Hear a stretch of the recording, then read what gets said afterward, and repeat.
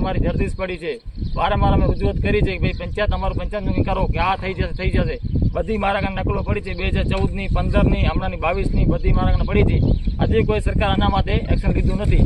લખાબો અમારો ગામ છે છેવાડાનું, ત્યાં અમારા ચોમાસાના વરસાદ જ્યારે વરસાદ હોય ત્યારે ત્યાંથી આપણે લોડાઈ જવું હોય તો 17 કિલોમીટર થાય, અને આપણે ભોજેડો આવવું હોય તો 23 કિલોમીટર થઈ જાય.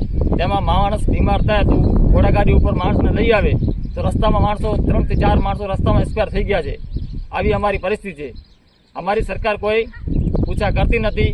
જ્યારે ઇલેક્શન આવે ત્યારે બધા અહીંયા આવે કે થઈ જશે, આ થઈ જશે, આ થઈ જશે. તેના પાછળ ઇલેક્શન પૂરું થયો એના પાછળ અમારી કોઈ પૂછા કરતા નથી. અમારી સરકારને એ વિનંતી છે કે અમારા જે છેવાડાના ગામ છે એ વિનંતી અમે કરીએ છીએ કે અમારો કોઈ પણ નિર્ણય કરો. નથી સ્કૂલ, અમારા જે નાના નાના છોકરા છે સ્કૂલથી વંચિત છે બધા.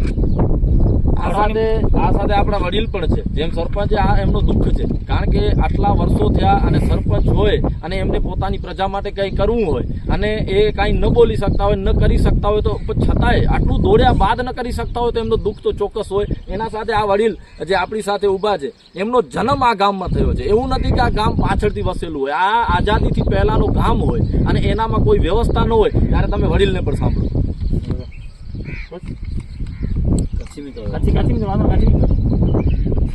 બોલો કાકા, ચાલુ બોલો, બોલે વગર નહીં મળે. પણ સુવિધા પાકે સરકારથી મળે કોઈ ના મળે. પંચાયત ઘર પાકે મળ્યું હોય 2000 એકડે में આખો જર્દીશ અંદર ધરો તો પાકે ધરા લાગે કે કેટલાના માથાની છાણી બાંધો. પાકે એનસી હાઈસ્કૂલ આંગણવાડી સરકારથી કોઈ સુવિધા મળે કોઈ ના મળે. નાણાં પંચી ગ્રાન્ટ દર 12 મહિને અમારી 1,28,000 આવે છે. એમાંથી અમારી 1200 જેટલી વસ્તી હતી. હવે કઈ 3 ગામમાં કેવું શેનું કામ કરવું આમાં? એટલે જે 2011ની વસ્તી ગણતરી હતી એના મુજબ આજે 1200 જેટલી વસ્તી થઈ ગઈ છે, પણ છતાં સરકાર આનામાં કોઈ આંકડાનો તો ચેન્જીસ કર્યો નથી. આ જે પણ નાણાં પંચની ગ્રાન્ટ આવે એનામાંથી પોતાના નાના મોટા માંડ કોઈ કાર્યો કરી શકતા હશે, બાકી તો પોતાને ખર્ચે કરવું પડે. એટલે કોઈ શક્યતા જ નથી. 3 જેટલા ગામડો થાય જૂથ ગ્રામ પંચાયત અને એનામાં 1200 જેટલી વસ્તી થાય. એટલે આ પ્રશ્ન એટલી હદે ગંભીર છે. એના માટે ચોક્કસપણે અધિકારીઓ પણ જવાબદાર છે, ચૂંટાયેલા પ્રતિનિધિઓ જવાબદાર છે અને આ સરકાર પણ જવાબદાર છે. કારણ કે જો તમે મોટી મોટી દફાંસો એવી મીઠી મીઠી વાતો કરતા હો અને જ્યારે આજના યુગમાં, આજના સમયમાં ને આજે આપણે 2025માં હોઈએ અને આવી પરિસ્થિતિમાં આ લોકો જીવતા હોય તો ચોક્કસપણે સરકારે શરમથી ડૂબી મરવું જોઈએ. અને આજ રોજ અમે આ ગામના લોકો સાથે મુલાકાત કરી છે. હજુ પણ અમારી જર્મરી વાર્ડમાં પણ મુલાકાત છે, લાખોબોમાં પણ અમે મુલાકાત કરવાના છીએ. અને આ ચોક્કસપણે હવે આ ચલાવી લેવા માટે કોઈ પણ તૈયાર નથી.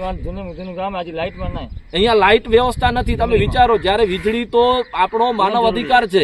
એટલે હવે એટલું જ કહેવા માંગીએ છીએ કે આ સરકાર તેમજ આ તંત્રને, કલેક્ટર સાહેબને, જિલ્લા પંચાયત વિકાસ અધિકારીને તેમજ જિલ્લા પંચાયતના પ્રમુખોને કે જે ચૂંટેલા ધારાસભ્યો, સાંસદો છે બધાને કે આ હવે આમનું જીવન અહીં ટકી શકે એવી સ્થિતિ નથી. માટે આગામી સમયમાં ચોક્કસપણે માનનીય કલેક્ટર સાહેબશ્રીને લેખિત રજૂઆત આવેદનપત્ર સાથે કરી અને જો એના બાદ ધરણા ઉપર બેસવામાં આવશે, જે અચોક્કસ મુદતના ધરણા હશે અને જ્યાં સુધી રોડ રસ્તા અને એની જે પણ સુવિધાઓ છે, કારણ કે પ્રાથમિક શિક્ષણ હોવું એ ફરજિયાત છે, આંગણવાડી હોવી ફરજિયાત છે અને આરોગ્ય માટે રોડ રસ્તા સુધરી જશે તો એમનું આરોગ્ય પણ સુધરી જશે. એટલે ચોક્કસપણે, કારણ કે અહીંથી જે રસ્તો 14 કિલોમીટરની જેમની માંગણી છે, જો 14 થી 20 કિલોમીટરના વચ્ચે જો રસ્તો બનાવી આપવામાં આવે તો એમનો પ્રશ્ન હલ થાય છે. એટલે આ દરેક મુદ્દે પશુધનની જે ગાડી આવે છે પશુ માટે, જે ગાડી ભોજડો આવે, મિશ્રડો આવે, જ્યારે તમારો કોઈ ઢોર બીમાર હોય તમે એ લોકોને કહીએ કે તમારું ગામ અમારા લિસ્ટમાં નથી, તમે કોને કહીએ? અમારા 3 ગામ રહ્યા, ઉડઈ, લકાબો અને જેમરી, એ અમારા લિસ્ટમાં આવતા નથી.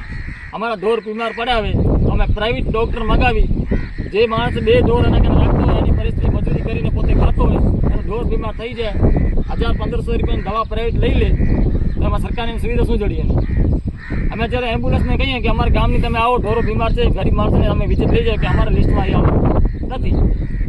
એટલે ખૂબ પ્રશ્નોથી આ લોકો ઝઝૂમી રહ્યા છે. અહીંનો મહિલાઓ, માતાઓ, બહેનો, વડીલો, યુવા વર્ગ, આ બાળકો જે શિક્ષણથી વંચિત છે, આજે એમને શિક્ષણ મળવું જોઈએ, એમનો ભવિષ્ય ખરાબ થઈ રહ્યો છે. માટે હવે ચોક્કસપણે રાષ્ટ્રીય દલિત અધિકાર મંચ તેમજ આ વિસ્તારના દરેક લોકો આગામી સમયમાં પ્રથમ કલેક્ટર સાહેબશ્રીને રૂબરૂ મળી આવેદનપત્ર આપી અને એના બાદ સાહેબશ્રીને ચોક્કસપણે સમય માંગશું કે સાહેબ આટલા દિવસમાં જો તમારી પાસેથી આ કાર્ય પૂરું થશે તો ભલે, અન્યથા આ દરેક લોકો કલેક્ટર કચેરીની સામે આવી અને ભુજ ખાતે ધરણા ઉપર બેસશે. જે અચોક્કસ મુદતની ધરણા હશે અને આગામી સમયમાં આ ધરણાને ભૂખ હડતાલમાં પણ તબદીલ કરવી પડે તો આ લોકો તૈયાર છે. કારણ કે અહીંયા જીવન ટકાવી શકે એવી પરિસ્થિતિ નથી. ટૂંક જ સમયમાં જ્યારે વરસાદનો સમય આવી જશે ત્યારે આ બધું પાણી થઈ જવાનું છે. એટલે એમના જીવનમાં ખૂબ જ મુશ્કેલીઓ ઊભી થવાની છે. એટલે ચોક્કસપણે રાષ્ટ્રીય દલિત અધિકાર મંચ તેમજ આ દરેક ગ્રામજનો સાથે મળી અહીંના આગેવાનો દેવભાઈ મારવાડા હોય, કાસિમભાઈ નોડે હોય, દરેકને સાથે રાખી